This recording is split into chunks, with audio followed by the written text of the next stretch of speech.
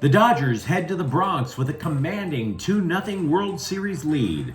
Dave Roberts expects Shohei Ohtani to be in the lineup after an awkward shoulder injury, and the Rams are still booty deep in trade rumors. But we have one that actually makes sense. Good morning. I'm James. This is your daily dose of sports and snark for the greatest sports city in the world, Los Angeles.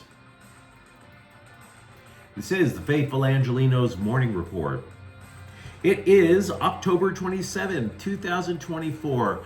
What is not to love? I head home later tonight. The Dodgers lead 2-0 in the World Series, and it's Sunday, the Lord's Day. If you believe as I do, take a moment. Thank Him for the blessings in your life. Like LA Sports. And if you like being in the know about LA Sports, clickety-clack the like button. Clickety-clack the subscribe button. There's a notification bell. Hit that. It'll let you know when we drop new content. Sharing is caring. Let people know we exist, and by all means comment. Now, before we go through the news and notes, an expanded look at the scoreboard. Spoiler alert, every LA team that played yesterday won. Starting with Dodgers 4, Yankees 2. The Dodgers head east with that 2-0 World Series lead. Yoshinobu Yamamoto gave the Yankees an in-person demonstration on what they missed out when they didn't sign him in free agency last year. The dude just allowed a run in a hit and 6 1/3 commanding innings. Freddie Freeman, Teoscar Hernandez, and Tommy Edman all homered, and yet all is not well. Shohei Ohtani will undergo an MRI to determine the extent of the damage to his left shoulder after an awkward slide during a stolen base attempt. As he was going down to avoid a tag at second base, his left wrist appeared to bounce really hard off of the infield dirt.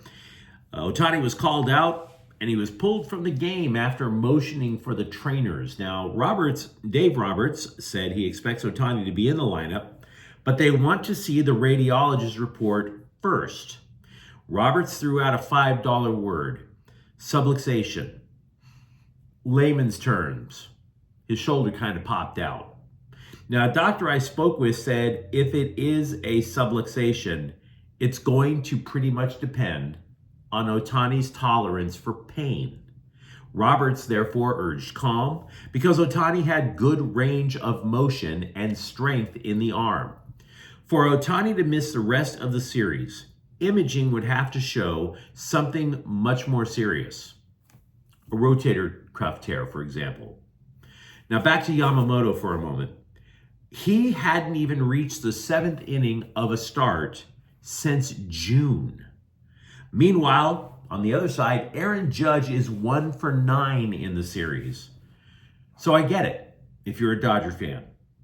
It kind of gets you a little nervous about the idea of losing the game's first 50-50 player and the presumptive National League MVP. But New York is going to have to beat the Dodgers 4 times in 5 games. I like LA's odds, and we'll talk a little more about the Dodgers in a moment. Lakers 131, Sacramento 127. LeBron James scores 32 points. Anthony Davis adds 31. The Lakers improved to 3-0. The last Lakers rookie coach to open his career 3-0 was Bill Sharman back in 1971. Clippers 109, Denver 104. Norman Powell dropped 37 points on the Nuggets to get their first win of the year. Kings 3, Utah 2. Here's an oddity. Only defenseman scored for the Kings yesterday. 2 from Joel Edmondson, 1 from Brant Clark. The Galaxy smashed Colorado 5-0. Ricky Puig, Dejan Joveljic, they both scored twice. Absolute domination in Game 1 of a best-of-3 first-round match in MLS Cup playoffs. Meanwhile, today, New Orleans is going to play the Chargers at 1. Rookie wide receiver Ladd McConkey is expected to play. He missed 2 practices with a hip issue. Meanwhile, bigger picture. Consider that other teams know very well how much the Chargers want to establish the run. Arizona last week played a 5-1-5 defensive alignment. 5 defensive linemen, 5 defensive backs. Is that what the Saints will employ today? Vancouver is at LAFC at 6:45. This is game one in the best of three first round in MLS Cup playoffs for the Black and Gold. And with that out of the way, let's get to the news. Walker Buehler will get the start in game three in the Bronx on Monday. Now, all things being equal, I think Dave Roberts is making the right call. He told the Scribes, quote, "We just love Walker in big games. The road isn't going to faze him. It also allows him potentially to be available for a game 7-2, unquote. Now, look, I agree, there's considerable risk. The dude came off of Tommy John surgery, didn't pitch at all last year, got off to a terrible start this year, took time off to reinvent his windup, and even then the results are kind of sketchy. He was terrible there. He got blasted by Slime Diego in the first round of the playoffs, but he sure gave the Mets problems in the National League Championship Series. In Queens, I might add. Moreover, Buehler has a lot to pitch for aside from a ring. This could be a major boost to his own market in the upcoming free agency season. Game 3 could literally be his swan song in Dodger blue. The Rams invested heavily in two places this offseason, and to be frank, they've come up empty-handed, which might be a big reason for their 3-4 start. I mean, hell, if they didn't win twice in 5 days, the investment would have just flat out completely crapped out, because we'd be talking about where the Rams are going to sit in the mock draft. They have not given up on their offensive line investments. That's kind of obvious. Defensive backfield, on the other hand, not so much. ESPN is reporting that free agent addition Tre'Davious White is chatting about his future with the team. Leads to a question.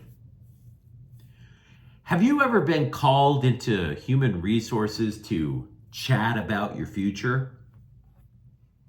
And did that chat involve bringing everything in your desk with you? Raise your hand if you've been involved in one of those. Translation, the Rams are probably putting White on the trade block. He's a former All-Pro with Buffalo, led the league in picks back in 2019. He was coming off surgery to repair a torn Achilles tendon. He simply hasn't been quality. He has been burned for 4 touchdowns this year. Then he was benched for 3 games. He's allowed more TDs and benched for more games than he's actually had successful passes defended. Darius Williams has meanwhile been taking the playing time away from White. Now, the Rams claim that they're not actively looking to trade him. I don't even know how much they would get for him, to be frank. But that could all just be noise.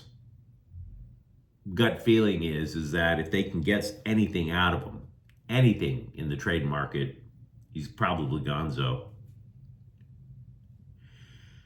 J.J. Redick said after Friday's Lakers victory that he wanted to chat with Anthony Davis and LeBron James about whether they'd play on consecutive days. I'll tell you one person who's not interested in talking about it. LeBron James. He told the Scribes after Friday's game he plans on playing all 82 regular season games this year. Now, to be honest, you might say, well, hell, he's in his 40s. That's incredible. What a unicorn. But playing all 82 in your 40s is actually not that unique. John Stockton did it first. Meanwhile, social media loves them some Redick, and I think that's fair to suggest so far that the Lakers are following the coach's lead, except for one thing, which could turn into a thing. They're still not shooting enough three-pointers for Redick's liking. Hell, they shot more when Darvin Ham was the coach. Redick was hoping for 40 attempts from beyond the arc. That would be good to him. But they're barely taking more than 28 attempts. Now, I'll be the first to tell you, I acknowledge the sample size is super duper small. But do you recall Ham's big plans last season?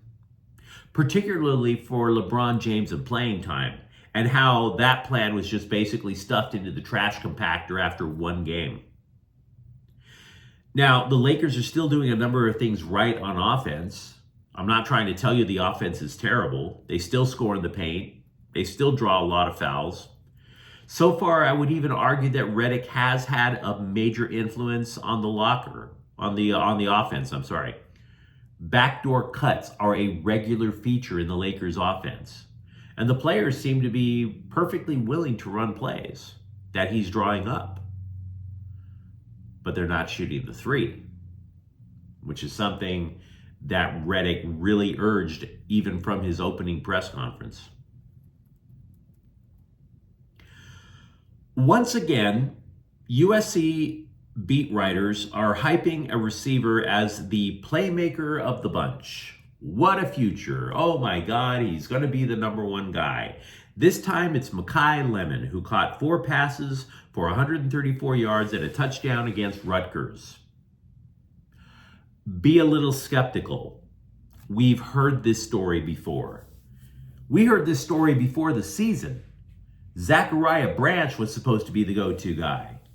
Then a few games ago, oh my God, Jacoby Lane is the complete package. He can't miss.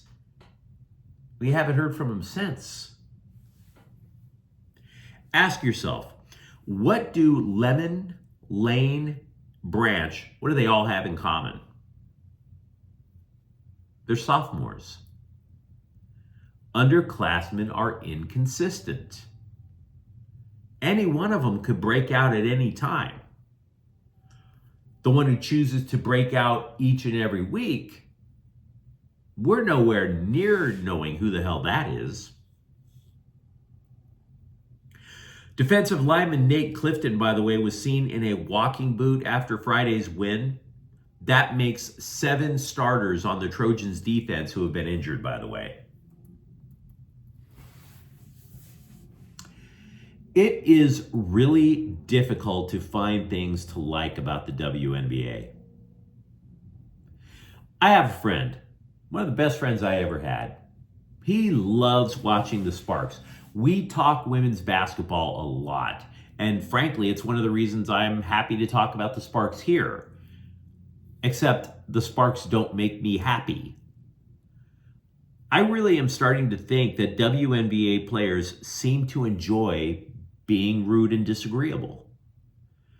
I'm not expecting them to be a bunch of perfect Barbie dolls, right?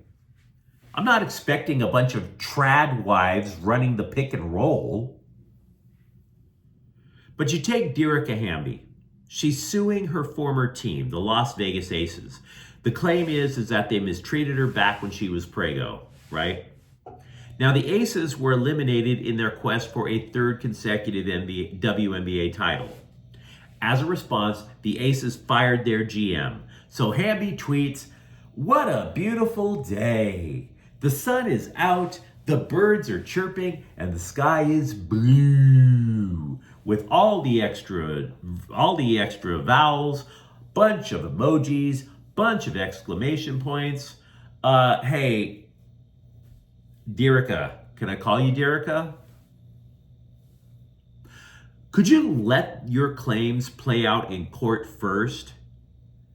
Because let me tell you something, that GM already won 2 WNBA titles. That lady is going to land another job, which means that's another place that you're not going to get a job. Does the phrase, "don't burn your bridges," mean anything to you?